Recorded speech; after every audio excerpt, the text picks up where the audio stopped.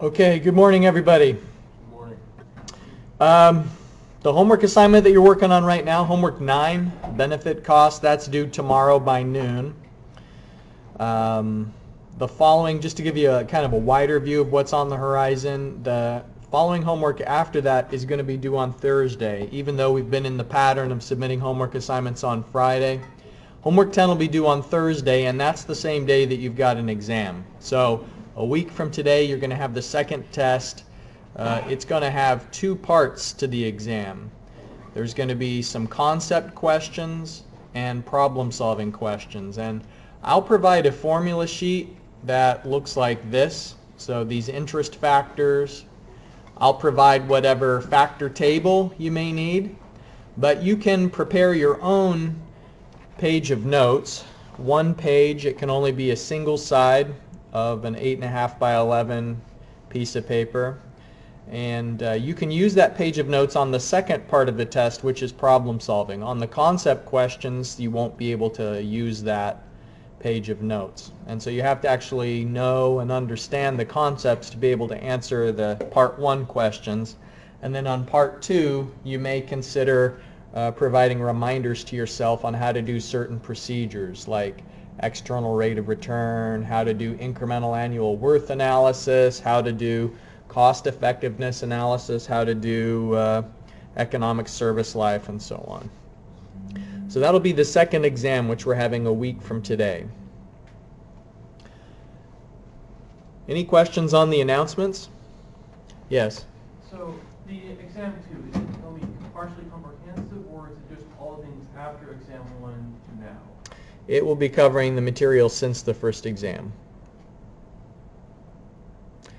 But I mean, it is still, in a way, you could say it's comprehensive because, for instance, present worth analysis was during the first portion of the course, but you have to be able to do present worth analysis to do other types of problems. So it naturally builds on itself, but my intention is that the questions are going to be assessing what you've learned since the first exam was finished.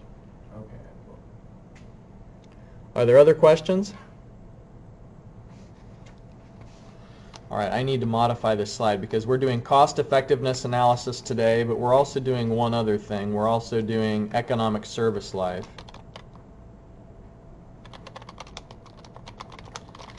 And I'm glad you're here today. Some of your classmates decided to sleep in. They knew there wouldn't be a quiz today since we had one on Tuesday. What they didn't know is that economic service life analysis, which we're doing today, is the hardest thing you'll learn all semester. I mean, it's not hard. It's just, in my experience, students have the hardest time grasping and being able to replicate this procedure. So it's good that you're here today. If you're able to do economic service life analysis, and you'll be able to. But if you can remember how to do it, then everything else is cake for the whole rest of the semester. Like, this is the summit. You're standing on the top of the mountain with economic service life analysis today. So I'm glad that you're here. Let's get right into it. Cost effectiveness analysis, what we're doing first, is super easy. So we're doing one thing that's super easy today and one thing that's a little bit more complicated.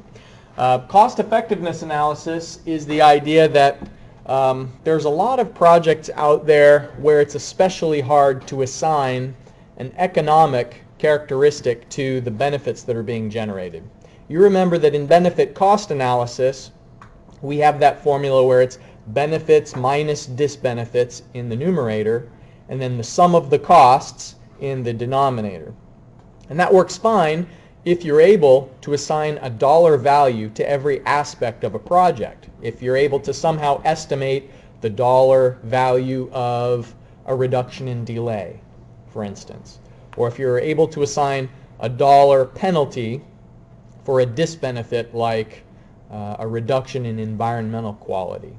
So B2C, it works okay, but sometimes it's just really too difficult or too inaccurate to try and assign dollar values to certain things. And so, for instance, this slide is showing, there are traffic cameras that can be set up throughout towns. And in fact, here in Huntington, we have some traffic cameras. Right now, they're used, I think, to trigger signal systems. They're not used for tickets or to penalize people who run a red light.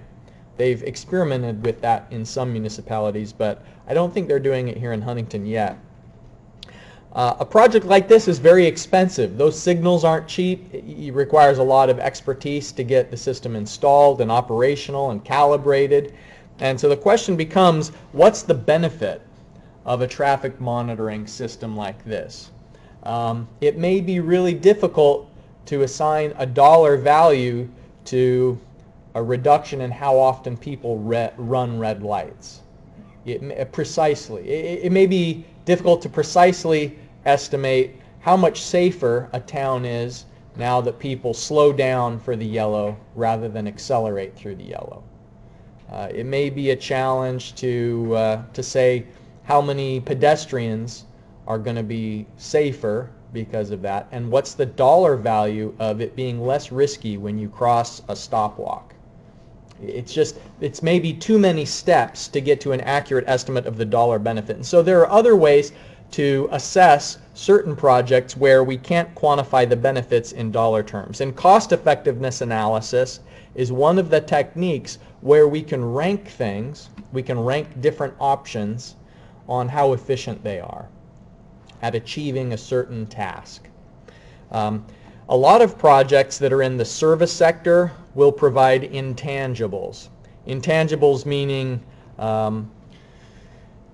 things that aren't a physical good. It's a service like the providing health care, accounting services, public safety, financial services, and so the type of work that a lot of these people are licensed professionals, and what they do is clearly important. Things go really wrong if you don't have a healthcare system, if you don't have police, if there's no accountants and no bankers and no financial services.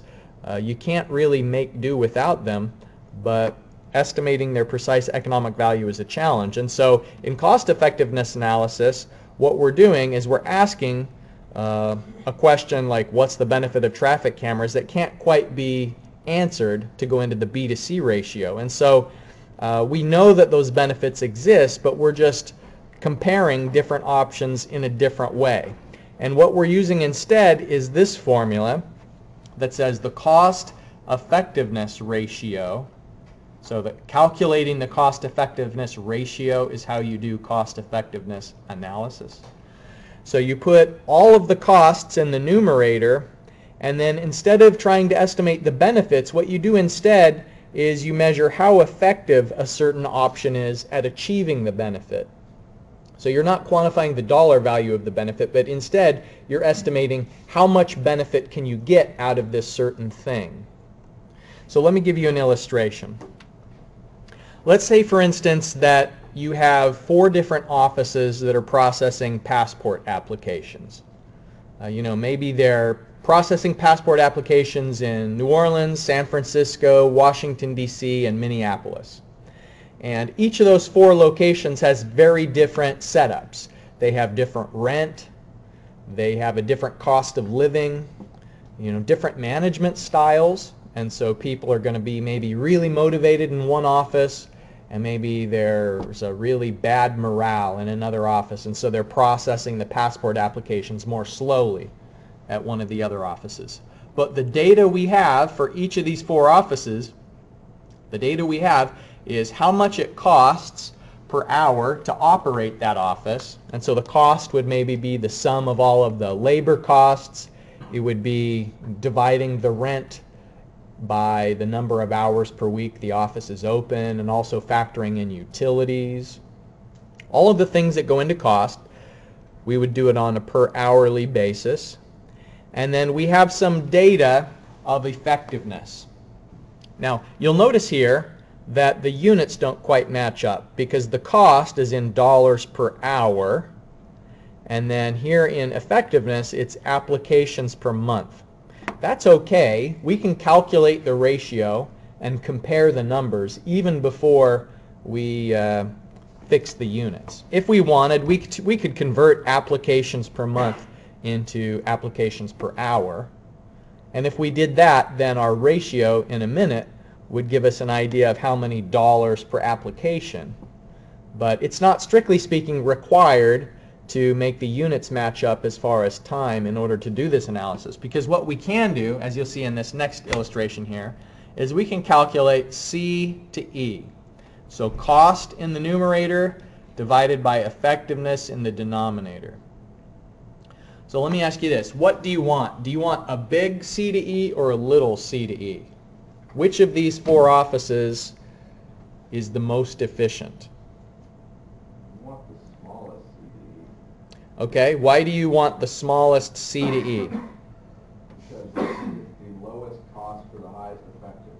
Exactly right. Yeah, what we are looking for is a small c and a big E. And so which office is doing the best? Well, it looks like Office B is doing 8,900 applications per month. So that's more than Office D, if you notice. And their costs are lower. So Office D is terrible. They are only doing 6,000 applications per month, and it's 650. Maybe that's Washington, D.C., right? Out of the four options. Everybody else is more efficient, but they're in the capital, they're taking their sweet time, and the costs are high relative to their efficiency. So the best office here, Office B, that's probably New Orleans. No, they're all hungover in New Orleans. So anyways, we don't know which is which, but the point is you're looking to minimize your costs for a certain level of efficiency. Okay, so far, pretty obvious. There's one other twist. What if we can't just pick one office? What if we need more than 8,900 applications per month processed? So let's say that we have more than $450 per hour that we can spend. If there's a certain budget limit of $1,600 per hour, what we do is we resort the data with the most efficient first. So let me go back animation here. So we have our original order of A, B, C, D. Now what I'm going to do is I'm going to rank them with the best first. So our top priority, if you've only got a limited number of dollars to spend, your first priority should be to open up Office B, because they're the most efficient. Your next alternative, after B is up and running, then you'd choose Office A, because they're the next most efficient. Who's your lowest priority? Lowest priority is giving money to Office D, because they're the least efficient. So I order it in terms of most efficient at the top, least efficient at the bottom, and then this fifth column is cumulative cost per hour.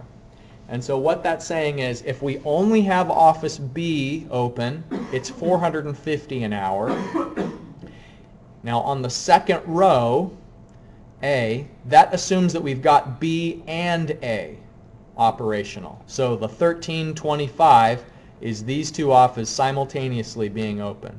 Okay, row C, if we have Office C up and running, that means we also have A and B, and so the cumulative cost would be the sum of those three. Does that make sense to everybody? All right. So this capital rationing, as it's called, is the idea that there's a budget constraint and we pick which offices to have open when we consider the budget that's available. So if only $1,600 per hour is available, then we would open up Office B and A. And if partial funding is available, we'd use whatever's left over to partly fund option C. Sometimes partial funding is an alternative. Other times partial funding isn't an alternative. Sometimes it's an all or nothing. Any questions about this illustration? Yeah. So the C over or the CER, that's not like a thumbs up, thumbs down kind of thing. That is like the one you choose, right? Good question. Good question. Yes. In most cases when we're doing cost effectiveness analysis, there isn't a decision criteria that's a yes or a no. I mean, we could create one, but that's not typically what we do. Instead, we rank them, and we assume that we're going to do at least one of the options, and so there is no like authoritative yes/no criteria. Greg? Would there be ever, it seems like there might be an instance where you would want to open like Office B and Office C instead of like B and A, or is this always the... the most effective way? Well, from a financial standpoint, opening B and C would be less efficient. You know, if 1,600 is your budget limit, you'd get more applications processed by doing B and A than B and C. Now, there may be other factors, like, you know, maybe the people in Office A are just a bunch of jerks, and, you know, like, I don't know, maybe there's some lawsuits pending. I mean, there could be other factors that are non-economic. But if we're just talking about maximizing the number of passport applications that are processed for minimum budget, then this will give us the right procedure. We'll always get the most efficiency by following this process. Yeah? So if this is a problem in our homework, so the answer we write down would be, we open fund B and A and a little bit of C? You'd say if partial funding is available. So, you know, this Office C, if they require, it's 1,100 or nothing, then we can't do Office C. But if they can take part of the budget that's left over, then yeah, you'd say B and A for sure, because that fits within our limit, and then any leftover would go towards C. Okay, so your in-class exercise that goes along with this is we've got some non-governmental organizations that we're going to be ranking. And we're trying to pick which NGOs will do the best bang for the buck in preventing poaching. Guerrillas. So in steps A through D on this handout, I'm asking you to go through and set this up in Excel for the final stages and determine how many poachers per year are we going to be able to arrest.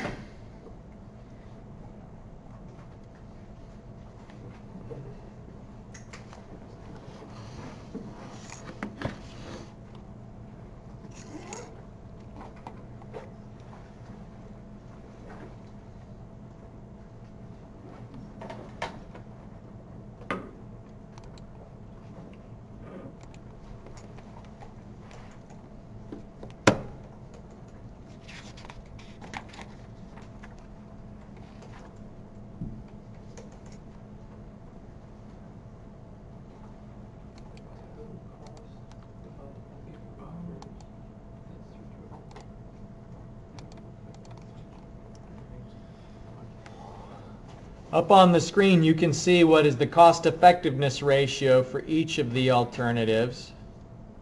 Looks like Habitat XP is the most efficient organization and the least efficient is Guerrilla Watch. So then in the second stage of analysis what we do is we reorder the list, and we have the first one be the most efficient organization, and so you're doing it in order of best to worst, best at the top, worst at the bottom. And you can see the column titles that I've mentioned for the next analysis. It's all the same as before, it's just that now we're creating that cumulative amount spent column, like in the illustration.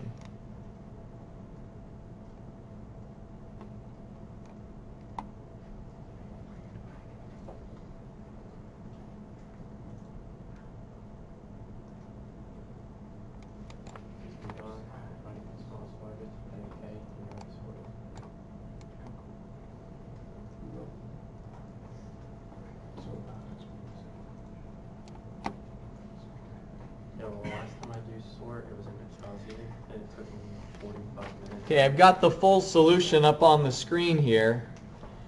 The key idea for the budget limit aspect of the question is to create the column of cumulative total amount spent.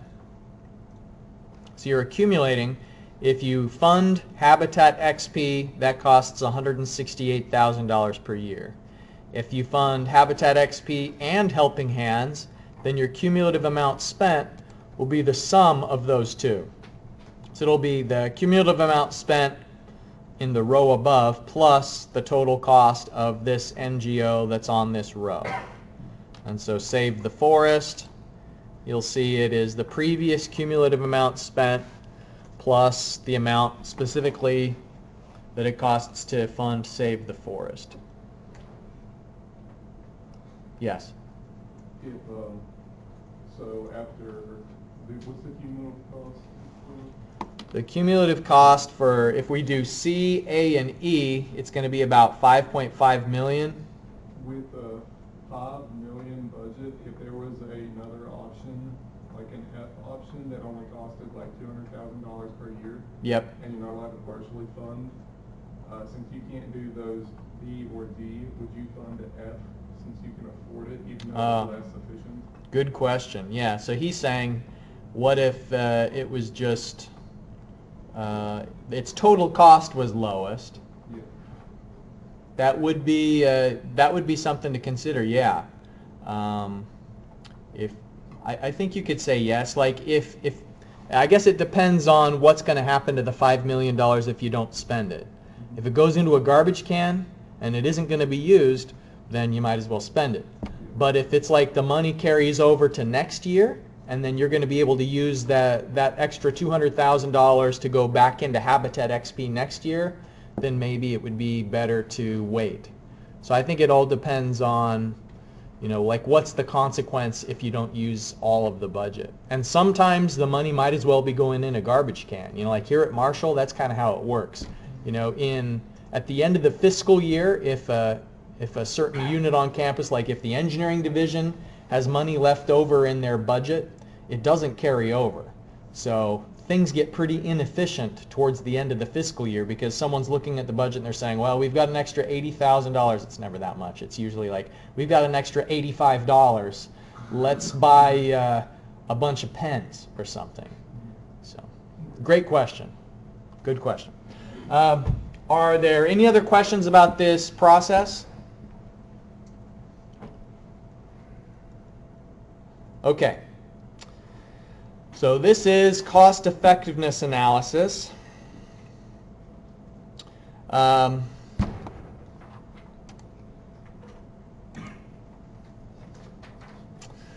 next thing that we're going to look at is some analysis that has to do with knowing whether to repair equipment versus replace it, and how long to own things.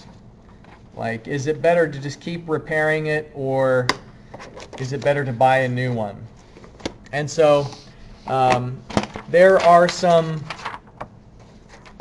ways when it's time to replace an item, like an old car. So for instance, if a piece of equipment its performance is reduced and its reliability is too poor, or if it's not able to make what it used to make, like if it's manufacturing equipment and now it's just creating a bunch of rejects and you can't actually have the item that you need to be selling, that would maybe be an illustration of reduced performance. Just overall, if the equipment, if its reduced performance is increasing your operating costs or reducing the quality of the item that's being sold, that would be one reason to replace items. Another would be if the requirements out in industry have changed. For instance, if you have equipment at a steel manufacturing facility for a lower grade of steel that isn't in demand anymore, or if you've been manufacturing motor oil to an obsolete specification and now the vehicles have a higher requirement for the motor oil, just basically if the requirements for that type of item can't be met by the existing equipment, that would be another illustration of when you'd replace an item. So if you have a computer and you can't, something I faced recently was my computer couldn't encode to a new video codec. You may have heard of H.265. It's just a compression technique for video files, and my computer couldn't encode to H.265. It didn't have the instructions on the processor or something like that. So I had to get a new computer, or else I couldn't use that new more efficient compression codec.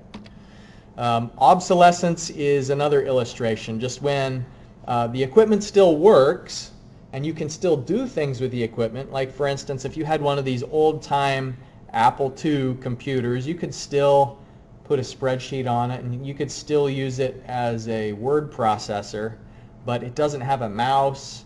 The screen is just green and black. There's no color there. It works slowly. It takes a long time to print with the dot matrix printer, and it's just, the equipment is obsolete because the improved performance of other technologies and the competing items is so much better that it makes it so that using the old equipment is no longer practical. So those are some illustrations of times when we decide it's time to replace existing equipment.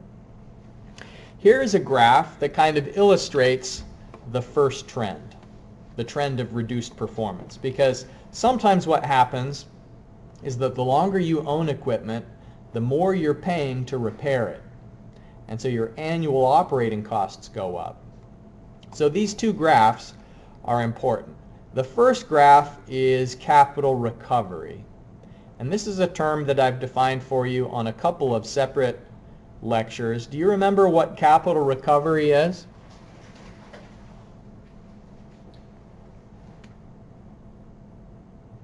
We've got an exam coming up, so just keep in mind that these concepts are pretty important.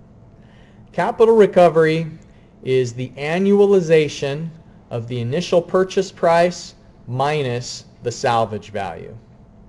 So for instance, if you buy a piece of equipment, you pay at the present, and then when you're ready to get rid of it, there may be some residual value to the equipment. So you're selling it on the secondary market, or you're just selling it for scrap. That's the salvage. It's in the future. If you take the present initial cost and the future salvage value and you turn it into an equivalent annual amount, that's what we call the capital recovery. So look at these axes here. We've got time on the horizontal axis and amount of money on an annual basis on the vertical axis. So what this trend is showing is a decreasing trend for capital recovery the longer you own equipment. Who can explain why capital recovery goes down the longer you own the equipment? Yes? The usefulness of the product or what you bought is going to go down over time. That's not it. I mean, the statement that you said, that's a true statement, but that's not why the capital recovery is going down. Yes? That may be a small part of it, but that's not the main factor. So the idea that the salvage value is going to be less the longer you own it, that is a contributor, but that's not the main reason. So think of that. What you're doing with capital recovery is you're saying initial purchase price and salvage value spread out over a certain number of years. Purchase price is more in the future? Nope. It's just the idea of, okay, think of it, let's talk in concrete terms. What if you bought a car today? What are your annual costs for owning that car if you only own it for 3 years? So you buy it today, you're going to sell it in 3 years. So if you spread that cost over a 3-year period, would your annual cost of ownership be different than if you owned the car for 15 years? So why would it be cheaper on an annual basis if you own the car for 15 years? Now we're just talking about capital recovery. We're not talking about repair costs. We're just talking about the difference between the purchase price and the salvage value at the end. The main factor is just you're owning it for more years. And so, you know, are you going to spread the initial purchase price out over 15 years or 3? If you're spreading out the initial purchase price over 15 years, you know, let's say the car cost me $15,000. So if I spend $15,000 on a car, then roughly speaking, I mean, we're not yet taking the time value of money into account, but setting that aside just momentarily, $15,000 spread out over 15 years is about $1,000 a year if the interest rate is low. But if you buy that $15,000 car and you're only owning it for 3 years, then the cost of ownership is going to be higher. So that's the capital recovery trend. Now, AOC here stands for annual operating costs. And so the annual worth of the annual operating costs is going up the longer you own it, because the equipment is breaking down more often and it requires more repairs and additional calibration and more careful maintenance. And so the older cars are going to break down more frequently, and that contributes to the cost. So when you own an item, what you want to aim for is minimize your cost of ownership. Some people make a mistake that they sell their car because they say, oh, well, I need to get a more efficient car because I'm going to be driving to Charleston for work. So I need to trade in my car, which gets 30 miles per gallon, and instead get one that gets 40 miles per gallon. I mean, it's true that you'll burn less gas that way, but they never go through the full analysis and say, well, is the extra cost of the vehicle justified by the fuel savings? And most of the time it won't be. The other fallacy that you sometimes hear a lot when people are dealing with cars is they'll say, well, it costs more to repair it than it's worth. Have you heard that before? You know, like if you've got a car that costs, you know, like you could sell it for $2,000 and you go to get it repaired and they say, well, the transmission's out and that's going to cost $2,000. So the fallacy is the people is thinking, why would I spend $2,000 on a car that's worth only $2,000? But that's not the comparison. The comparison is you can either spend $2,000 and get this vehicle running, or you can go spend $20,000 and get a different vehicle.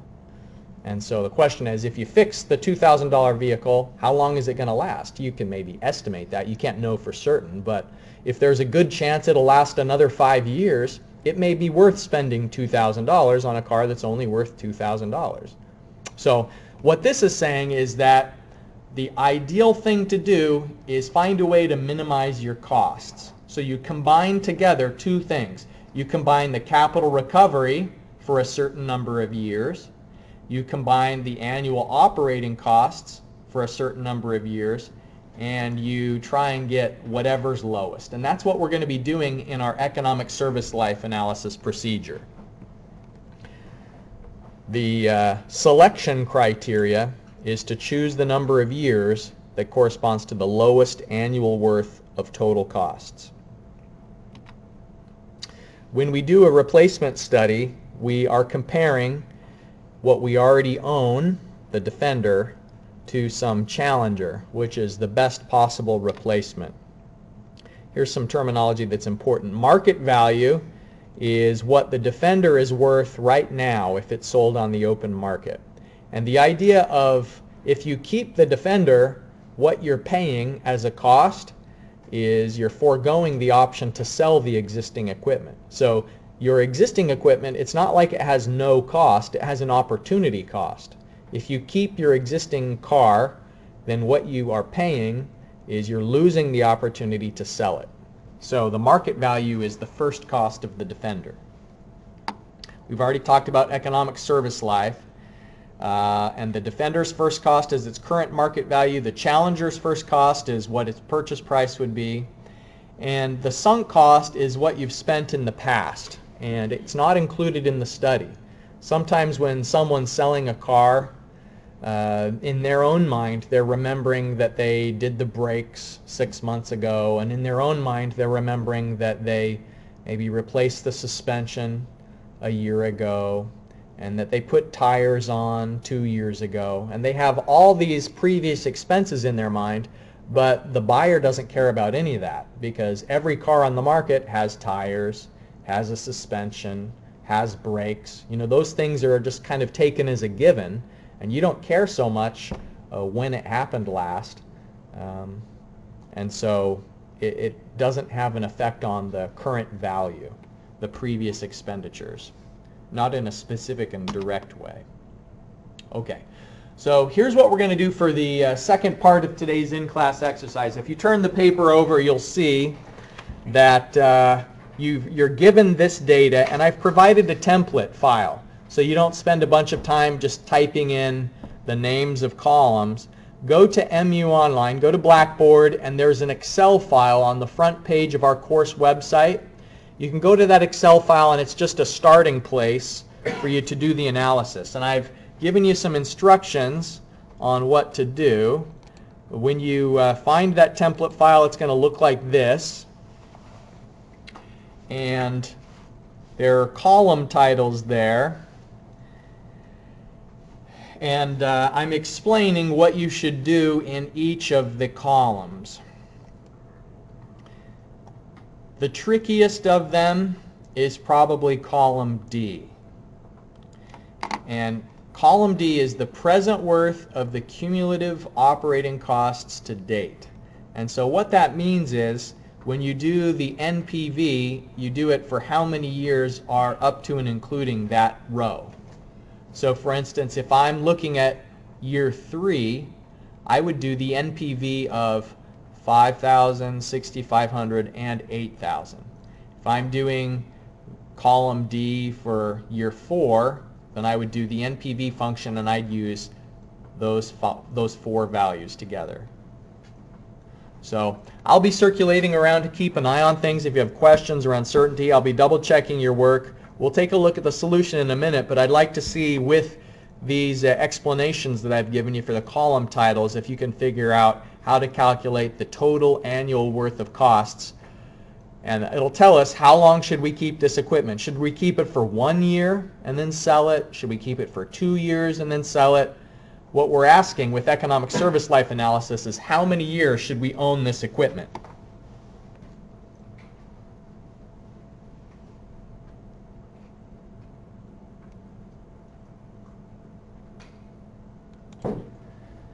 So your handout has the spreadsheet column titles, but this is showing which function to use.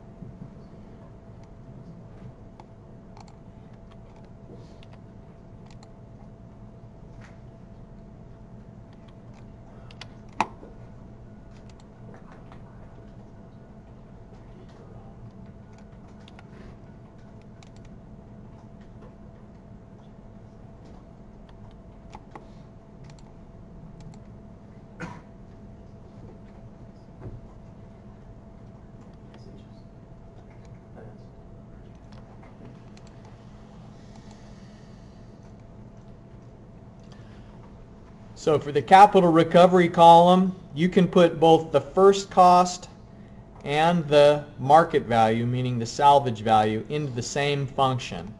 Anytime we're calculating an annualization, we should use the payment function. So PMT will take a future value and a present value and take it to an annual equivalent for however many years. So it's basically saying if you own the equipment for 5 years, what's the annual operating costs spread out so that it's an equal amount during each of the 5 years? What's the cost of owning the equipment, just the difference between the purchase and the salvage value? That is the capital recovery. And then the total costs would be the combination of these two columns together.